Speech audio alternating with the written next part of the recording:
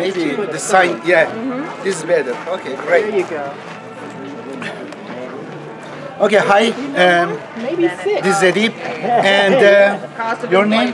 My name is Danny Manyhorses, and I'm Mescalero Apache. Mescalero, how do you spell that one? Mescalero. Okay, now you can check the Google. And tell me about your tribe. How many you have? In our tribe, we have 5,000 active members on our reservation. We're located near Ruidoso. You can just use your hands. We are near Ruidoso, New Mexico, south of Albuquerque. How many you have? 5,000. 5,000. And what about the language? Do you have language? We speak in the Athabascan language. Take this one too. Don't forget, the horse is passing. Oh, you missed the horse. Okay, come back here. And is there still spoken or lost? No, right now we have an active program where we're teaching our young children to speak our language. And in the old days, we spoke 3 languages. Athabascan, which is our traditional language, English and Spanish. And beautiful. And your name is Manyhorses. I love that. Does it have a history, or you just pick for yourself? No. The name is our family name. Okay. Back in the old days when the Spanish came through the Southwest, they couldn't pronounce our names, so they gave us Spanish surnames. I see. When they established the missions throughout Texas, Arizona, New Mexico, California, and Colorado. And just 2 days ago we had Thanksgiving. And what do you feel about Thanksgiving? Because Thanksgiving was when the invader came here. It's not really, do you celebrate it too? Or Thanksgiving came about when the first pilgrims came to the New World. Many of them were sick. Many died in their passage. It took them almost 2 months to get to the New World. But when they arrived, they ran out of food, water. Many of them were very sick. So the Powhatan people over on the East Coast saw them, approached them, brought them into their villages, nursed them back to good health. Help them? Yes, because it is our way. And so they nursed them back to good health. They gave them food. They shared many of their ideas with the new people, and they became friends. But the first travelers asked the Powhatan people, so why is it that you celebrate this big feast? Because we believe that every day is a day of thanks. Okay. And that's what started That means you don't have hard feeling against those pilgrims. No. But you may have hard feeling against British later who killed you, kind of. It was the greed. The greed that was generated later. Later, okay, not the early ones. The early ones would find people. And even in the Southwest, the first pioneers that came across the country, there were good relationships back in the old days. I see. Good friendships. But because of the greed for the land, the greed for the minerals, the gold and the oil. Are you paying attention? Capitalism he's talking about. Capitalism is greed. Absolutely, right. absolutely. Yeah. And that's what changed the relationship between the native people and the foreigners. Exactly. And do you have a reservation somewhere? We do. It's south of Albuquerque. South of Albuquerque, okay. And what do you want for your people or Indians? If you have any kind of demand from government, do you have any cause right now, or you are content right now with what you have? No, it's a continuum. It's a continuum. In our culture across the country, it was government policy to eradicate people based on race, and that was the native people. So there was a genocide that took place back in the early to late 1800s when they started to establish the reservation system, and we believe today that the genocide continues, that the federal government now is instituting a paper genocide. They're trying to eradicate the native people by policy. Through assimilation. We believe in assimilate, or we believe in acculturation, not assimilation. Assimilation, of course.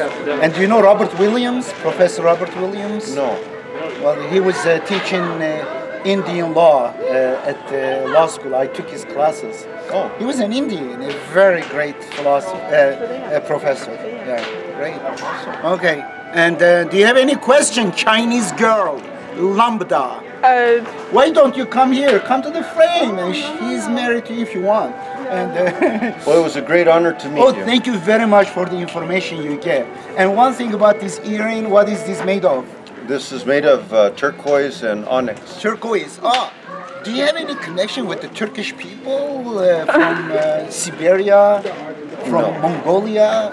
Some people claim that they came from Bering Strait down to... That's one of the bad parts about science. We talk about science. Because in all our indigenous cultures across the Southwest, across the North American continent, we have our stories of origin. And now we have scientists that are trying to disprove our stories of origin that have been handed down from generation to generation. We have scientists that are now saying that all native people actually immigrated through the Bering Strait. I see. Okay, yeah. This is one of the speculations you said. Speculations, correct. Because that, by saying that, that's dispelling all of our traditional. I see. Okay. Traditional. Beautiful. And do you have any website to tell those who watch this to get more information? A website name? I don't, but I would suggest that if people want to learn more about Native spirituality, there's a book that's out there entitled Mitakiwase. Mitakiwase. That's a great book if you want to learn about Native spirituality. And if they want to connect, to send you email and stuff, do you have any connection? I don't at this time. Okay, but many horses. Many horses. Not many people with many horses. Right, right. Nice talking to you. Thank you very much. I appreciate it. Oh. My name is Edip. I am in Old Tucson. I interview some people here, and this gentleman here has some guns here. Can I touch this gun? Yes. This is one of the old guns. I used something very similar to this when I was soldiering in Turkey. Okay. It was like from First World War. Not exactly like this, but very similar to this one. This is really heavy and real. Very good. And tell me about Buffalo what? Buffalo Soldier. And your name, sir? Charles Young. Charles Young. You, gentlemen? Okay. Marshall? Yes. Okay. Nice to meet you. Okay. Go ahead, gentlemen. Well, after the Civil War, there was a lot of expansion going out here in the West, and needed a lot of policing. You know, there was gold going on, settlers coming out here, and so at that time, the peacetime army after the Civil War, it was all a volunteer army. So all the soldiers went home. I see. And they didn't have an army, so Congress said, well, in July 28, 1866, they said we're going to start our first-time peacetime army. So thus was born the 9th and the 10th Cal, because they said what we'll do is, since the African Americans fought so gallantly in the Civil War, we'll have 2 cavalry units, the 9th and the 10th, and 4 infantry, the 38th, 39th, 40th, and 41st, which was later consolidated into the 24th and the 25th in 1869. They got us all trained. They sent us out west. We put up telegraph poles, we built forts, we protected settlers, we chased Billy the Kid, and we were the first border patrol. But that time was also, there is still slavery.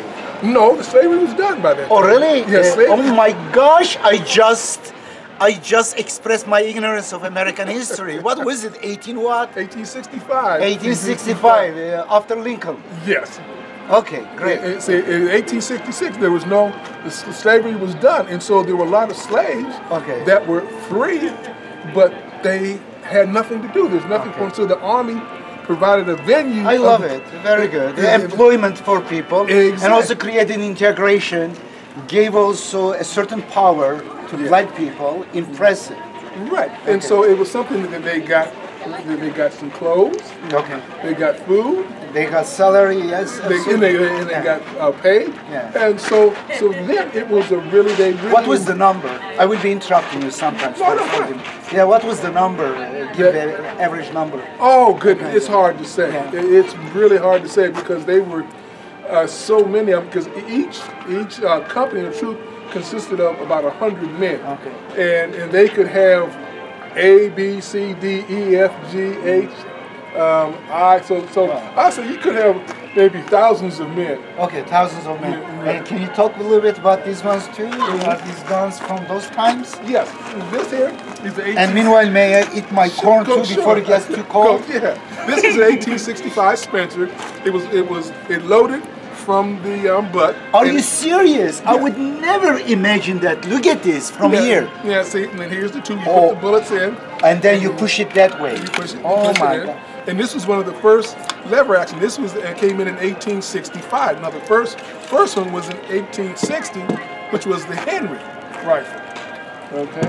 And this one here is an original 1883 Springfield trapdoor rifle for that the infantry used. You can see it's a lot longer as compared to the cavalry rifle, because the cavalry, they were on horseback, so they needed a shorter rifle to be able to pull out the saddle, whereas the infantry was marching, and they, and so they could have a longer rifle. And they also had a bayonet that once they fired it, it fit on the end of it, and they could poke somebody. Don't admire these things. These are very bad stuff. Human being killing another human, one of the worst things. Here we see it, we are entertained by that, but it's not a good thing, correct? Correct. Okay. And who is manufacturing this? This is Springfield. Springfield. Does it exist still or no? Yeah, it still does. Really? The same company? Yeah, same company. Wow. Same people. Yeah, the Springfield. And question. And if this was mine, I wanted to sell it. I don't want to have gun in my home. An antique. What would be the price of this? Do you have an idea? $1,500. $1,500. That means it is abundant. It's not expensive. No. I would expect tens of thousands. Wow. Well, it's because they made a lot of them, and there are a lot of them around. Now, if you got a Spencer infantry rifle just like this, you pay anywhere from $5,000 to $10,000. This is more expensive than that. Well, if the same type of rifle like this here, but made by Spencer, it would cost anywhere from $5,000 to $10,000. Look at this. Each of them kill a human being. That's not good. I hope you didn't work as a buffalo, correct? No. I was in the Army. Oh, really? You are? And you are retired now? Well, no, I didn't retire. I did my 4 years. Okay, great. And tell us about anything you want about information. We're doing good. Yeah, this is one of the pistols they use. It's called a Schofield. And the reason it's so popular is it had a break action. So you could readily unload it and load it while you were riding on horseback. A lot of outlaws and so forth enjoyed this because they could be riding along. They had break action. This is different than Smith Wesson. Right. What's the difference? That one was rotated from the side you would put. Right. Oh, from the side, load it and put it back. Yeah. This one seems easier, correct? Correct. Wow. A lot of the outlaws enjoyed those. I see. Yep. And these are basically the bullets, the carbines and the rifle use the 45-70, and the pistols use the 45 long Colt. And these are the rifles that they use. Follow me. Do you have a card? Yeah. You have a card? What? I will give you. Okay. That's good. Great.